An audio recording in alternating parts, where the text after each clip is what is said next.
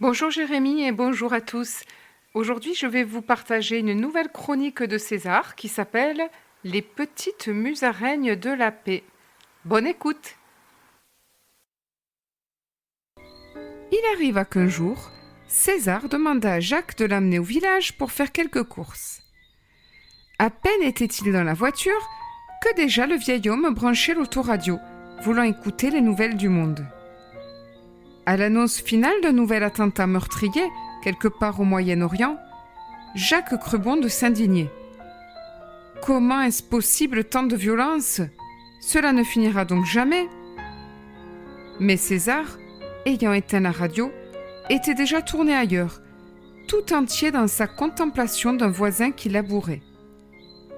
Alors, Jacques insista lourdement, comme à son habitude quand quelque chose lui tenait à cœur. Et nous restons là sans bouger. Comment se mobiliser contre toutes ces atrocités? Il y a bien quelque chose à faire.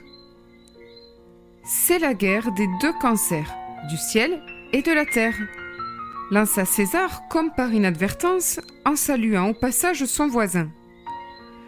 Le cancer d'une foi devenue folle pour tuer au nom de Dieu, et le cancer d'une richesse devenue indigne pour être aussi arrogante au milieu de tant de misère. Jacques resta bouche bée devant une telle remise en ordre, juste le temps de rassembler ses esprits pour repartir en croisade. Et tout y passa. Descendre dans la rue, la fin d'une époque, la nouvelle économie du partage durable, le manque de foi, etc., etc. César l'interrompit soudain. « Allons, Jacques, si tu veux prendre parti dans ce conflit, alors choisis le parti de ta grandeur. Transforme-toi, consacre toute ton énergie à être la nouvelle solution. Un homme de paix d'abord au-dedans. Voilà le seul acte politique que je connaisse. » Il fallut plusieurs kilomètres à Jacques pour digérer l'homme de guerre qu'il découvrait au fond de lui-même. C'est vrai, il ne s'aimait pas trop. Il supportait si mal ses moindres faiblesses.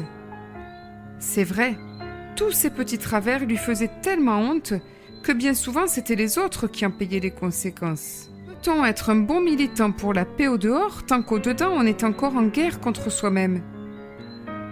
Il en était là, quand à l'entrée du village, César ajouta: « Vois-tu, mon vieux, il y a des millions d'années, durant le règne des dinosaures, des petits animaux presque invisibles ont inventé le sang chaud pour survivre à la folie du ciel et de la terre.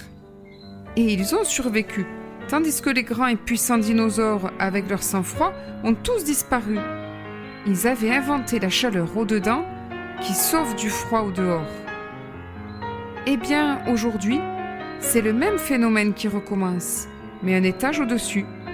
Des petites musaraignes humaines invisibles, des hommes et des femmes par-ci, par-là, décident que leur faiblesse aimée pourrait devenir une source chaude de paix. Se peut-il que ces hommes et ces femmes deviennent des nouveaux petits mammifères de l'esprit, les futurs géants de la Terre, quand les dinosaures de l'intelligence froide se seront détruits? Seuls ceux qui inventeront la paix au-dedans se sauveront de toutes les guerres au dehors.